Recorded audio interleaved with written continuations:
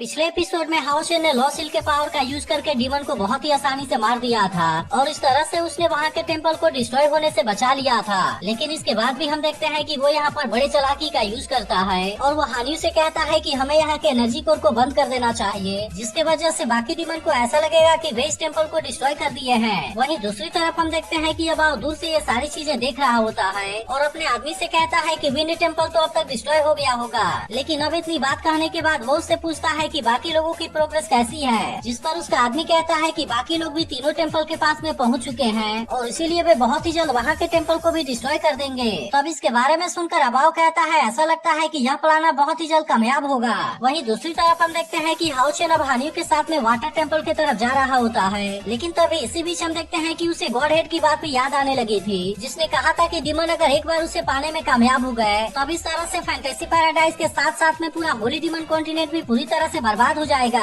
अब इसके बारे में याद करके हाओशेन हानियू से कहता है कि हमें इसके बारे में जल्दी करना चाहिए, क्योंकि उस डीमन के साथ में फाइट करने में हमें काफी टाइम लग गया और इसीलिए जितना जल्दी हो सके हमें वाटर टेम्पल में पहुंचना चाहिए। जिसके बाद हम देखते हैं कि इसके बारे में सुनकर हानियू भी इसके लिए पूरी तरह से रेडी हो गया था, क्योंकि वे किसी भी कीमत पर टेम्पल को डिस्ट्रॉय होने से बचाना चाहते हैं। इसके बाद अगले सीन में हम अबाओ और उसके आदमी को देखते हैं, जो यहाँ के एक पेड़ के ऊपर अपने किसी अजीब से पावर का यूज करता है और फिर देखते ही देखते वो पावर इस पूरे पेड़ को कवर कर लेती है। अब इसके वजह से हम देखते हैं कि वह पूरी तरह से चेंज हो गया था। जिसके बाद अबाओ का आदमी उससे कहता है कि आपने जैसा कहा था मैंने वैसा कर दिया और इस तरह से हमने यहाँ पर फर्स्ट पोजीशन को सेटअप कर दिया है। तब इसकी बात सुनकर अबाओ से कहता है कि अब हमें दूसरे वाले जगह पर चलना चाहिए और इस तरह से वे दोनों फिर से यहाँ से गायब होकर दूसरी जगह की तरफ निकल जाते हैं। वहीं दूसरी तरफ हम देखते हैं कि वेंगयुआन का ग्रुप भी एक डीमन के साथ में फाइट कर रहा था और तभी सीमा सियान भी अपने पावर का यूज करते हुए इसके ऊपर अटैक करना स्टार्ट कर देता है। लेकिन इसके बाद भी हम देखते हैं कि उस डीमन ने इसके अटैक को बहुत ही आसानी से रोक लिया था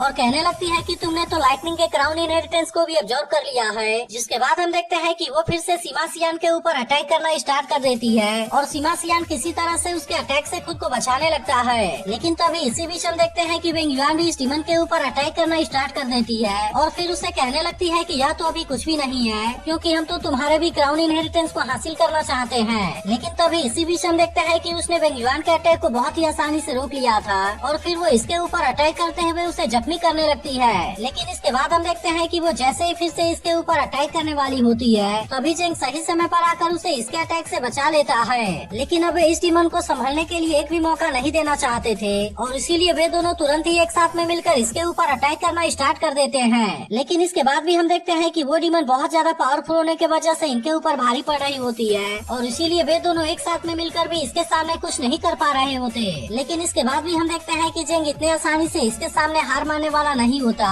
और फिर वो तुरंत इसके ऊपर अटैक करने की कोशिश करने लगता है। लेकिन वो डीमन अभी भी इसके अटैक से खुद को बहुत ही आसानी से बचा लेती है और इसी के साथ उसने जेंग के ऊपर अटैक करके उसे काफी दूर फेंक दिया था। तभी इसी बीच हम देखते हैं कि वेंगयुआन फिर से इसके साथ में फाइट करने के लिए आ जाती है, लेकिन अभी भी वो इस डीमन के पावर के सामने कुछ भी नहीं कर पाती और वो डीमन इसके ऊपर भी अटैक करते हुए इसे पीछे कर देती है। लेकिन इसके बाद हम देखते हैं कि सीमा सियान भी इसके साथ में फाइट करने के लिए रेडी हो गया था और अब इस तरह से भी एक साथ में मिलकर इसके ऊपर अटैक करना स्टार्ट कर देते हैं। लेकिन अभी भी हम देखते हैं कि उस डीमन को हरा पाना इतना भी आसान नहीं होता, क्योंकि वो इनके हर एक अटैक से खुद को बहुत ही आसानी से बचा लेती है और फिर इनसे कहती है कि तुम अपने ऐसे ट्रिक से मेरा कुछ भी नहीं कर पाओगे। लेकिन इसके बाद भी वे दोनों फिर से इसके ऊपर अटैक करने के लिए आ जाते हैं, जिसे देख वो डीमन इनके अटैक को रोकते हुए कहती है कि तुम मेरे क्राउन इनहेरिटेंस को भी हासिल करना चाहते हो, लेकिन क्या तुम्हें सच में ऐसा लगता है कि मेरे साथ में ऐसा कर पाना इतना आसान है? अब इतनी बात कहने के बाद वो इन दोनों को घुमाकर यहाँ से फेंक देती है और इसी के साथ हम देखते हैं कि वो इनके ऊपर अटैक करने के लिए भी आने वाली थी। लेकिन तभी इसी वक्त हम देखते हैं कि जेंग आकर उसे ऐसा करने से रोक देता है और फिर इनसे कहता है कि आखिरकार वो तो 6 पिलर डीमन गॉड की सक्सेसर है, जिसके वजह से हमें इसे हल्के में नहीं लेना चाहिए। इसके बाद हम देखते हैं कि वे तीनों अब एक साथ में मिलकर इसके ऊपर अटैक करने के लिए रेडी हो गए थे, जिस पर सीमा सियान कहता है कि ऐसे पावरफुल ओपोनेंट का सामना करने का चांस तो बहुत ही कम मिलता है। जिसके बाद हम देखते हैं कि वेंगयुआन भी अपने पूरे एनर्जी के साथ में डीमन के ऊपर अटैक करने के लिए रेडी हो गई थी और फिर वो अपने सील को एक्टिवेट करते हुए उसे कहती है कि तुम्हें क्या लगता है कि हम इतने वीक हैं? वहीं दूसरी तरफ हम देखते हैं कि सीमा सियान भी इसके ऊपर अटैक करने के लिए अपने लाइट हैमर को रेडी कर लेता है। इसके बाद जिंग तुरंत अपने पावर का यूज करके इसके ऊपर अटैक करने लगता है, जिसे देख वो डीमन भी इसके अटैक को बहुत ही आसानी से रोकने लगी थी। लेकिन तभी इसी वक्त हम देखते हैं कि सीमा सियान और वेंगयुआन भी इसके ऊपर अटैक करना स्टार्ट कर देते हैं, जिसके वजह से वो डीमन भी इनके सामने ज्यादा कुछ नहीं कर पाती और अब इस तरह से ऐसा लग रहा था कि वे तीनों इसके ऊपर भारी पड़ने लगे हैं। लेकिन इसके बाद भी हम देखते हैं कि उस डीमन को इनके अटैक से कुछ भी नहीं हुआ था और फिर वो इनसे कहने लगती है कि अगर यही तुम्हारी असली एबिलिटी है तब तो ऐसा लगता है कि तुम सच में बहुत ही वीक हो। जिसके बाद हम देखते हैं कि इसकी ऐसी बात सुनकर वे तीनों हैरान हो जाते हैं और सीमा सियान उससे कहता है कि हमने तो इतने पावरफुल तरीके से तुम्हारे ऊपर अटैक किया,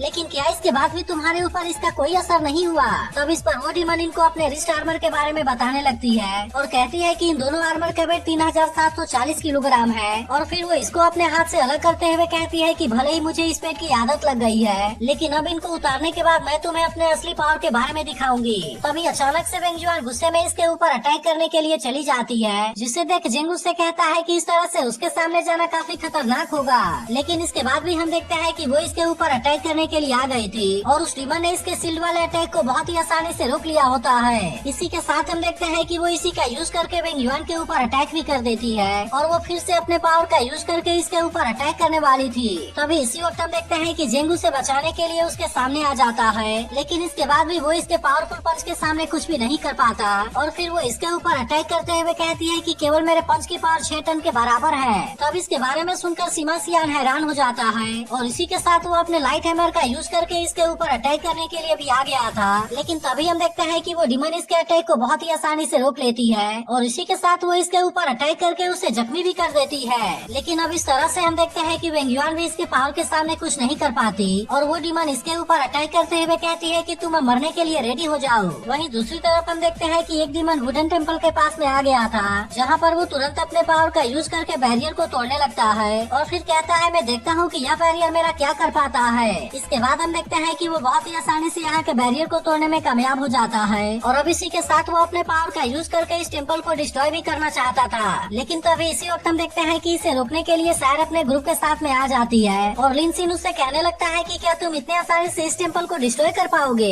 जिसके बाद हम देखते हैं कि वो डीमन भी तुरंत अपने पावर का यूज करके इनके ऊपर अटैक करने लगता है, लेकिन सैर ने इसके अटैक को बहुत ही आसानी से रोक लिया था और अब इसी के साथ वो अपने डैगर का यूज करते हुए इसके ऊपर अटैक भी करने लगती है। लेकिन हम देखते हैं कि वो डीमन इसके हर एक अटैक से खुद को बहुत ही आसानी से बचा लेता है, क्योंकि उसकी स्पीड सैर से भी अच्छी थी और इसीलिए सैर काफी कोशिश करने के बाद भी इसके सामने कुछ नहीं कर पा रही होती। तभी इसी बीच हम देखते हैं कि चेन अपने लिविंग गेट का यूज करके यहाँ पर किसी हाई लेवल वाले मॉन्स्टर को समन करने का डिसाइड करती है। जिसके बाद लिन सिन भी कहने लगता है कि अगर यह डीमन ज्यादा पावरफुल है तो क्या हुआ, लेकिन हम भी तो किसी से कम नहीं है। वहीं दूसरी तरफ हम देखते हैं कि सैर अभी भी उस डीमन के ऊपर अटैक कर रही होती है और अब इस तरह से वो इसका सामना करने के लिए अपने क्लोन को भी रेडी कर लेती है। लेकिन तभी अचानक से हम देखते हैं कि वो डीमन बड़े फास्ट स्पीड से इसके ऊपर अटैक कर देता है, जिसके वजह से वो इसके सामने कुछ भी नहीं कर पाती। तभी इसी बीच हम देखते हैं कि लिन सिन भी सैर की मदद करने के लिए रेडी हो गया था और फिर वो कहने लगता है कि मैंने अब अपने ड्राई फ्लेम रे को रेडी कर लिया है और इसीलिए मैं अब देखता हूँ कि वो इसके सामने क्या कर पाता है। लेकिन हम देखते हैं कि अब वो डीमन भी सैर के ऊपर अटैक करने की कोशिश करने लगा था, जिसे देख सैर भी किसी तरह से इसके हर एक अटैक से खुद को बचाने लगती है।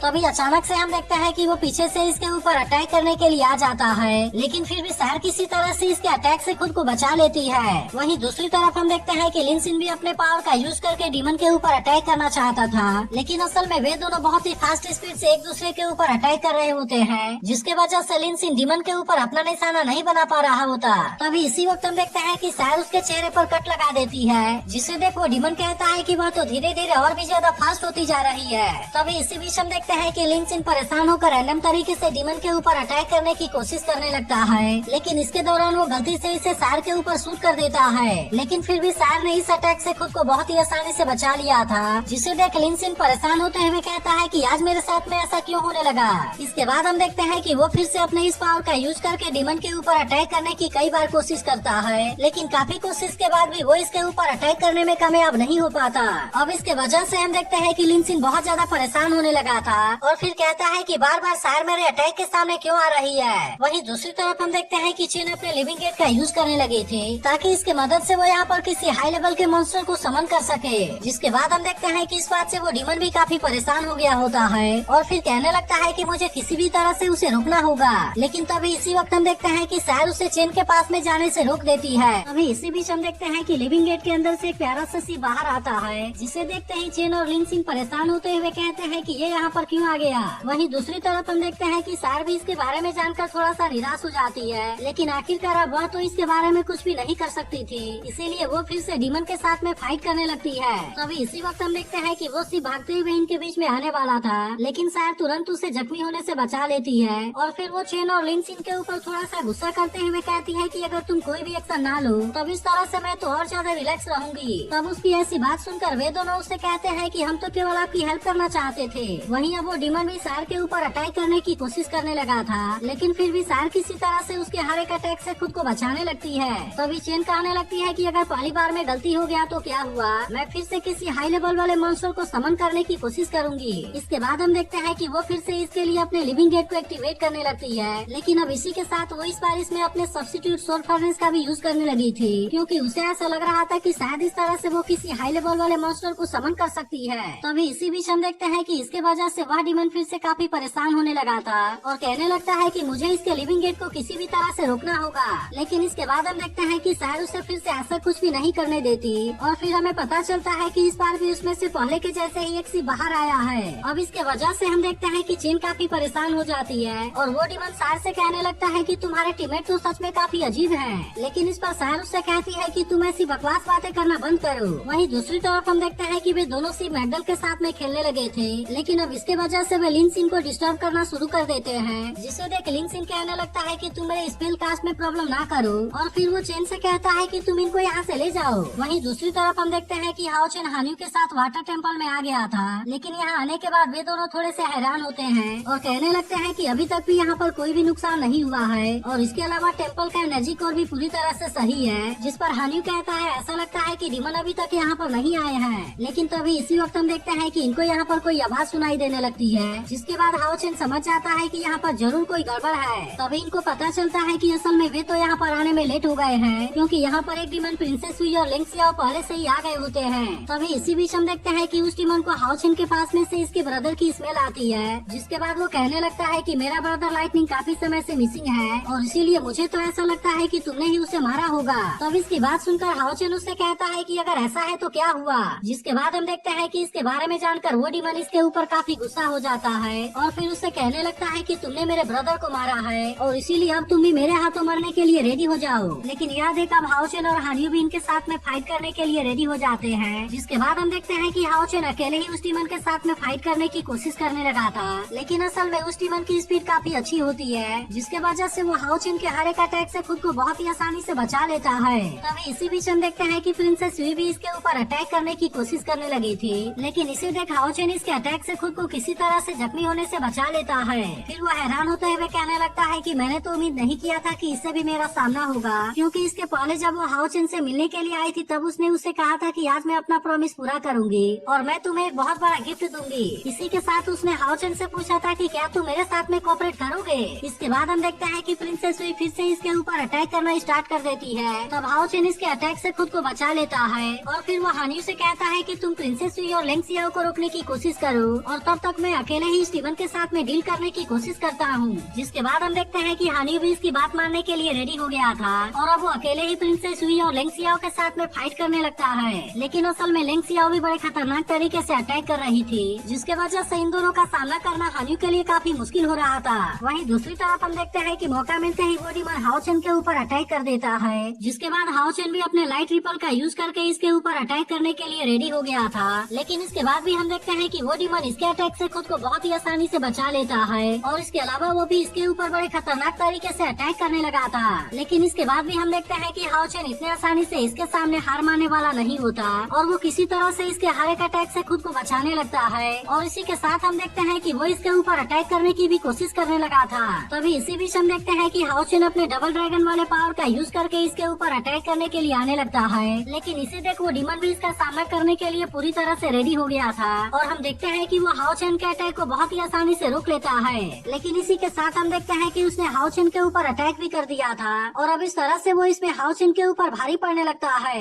वहीं दूसरी तरफ हम देखते हैं कि हानियो अभी भी अकेले ही उन दोनों के साथ में फाइट करने की कोशिश कर रहा होता है, जहाँ पर वे दोनों अपने अपने पावर का यूज करके इसके ऊपर अटैक करने की कोशिश कर रहे थे। लेकिन फिर भी हानियो किसी तरह से इनके अटैक से खुद को आसानी से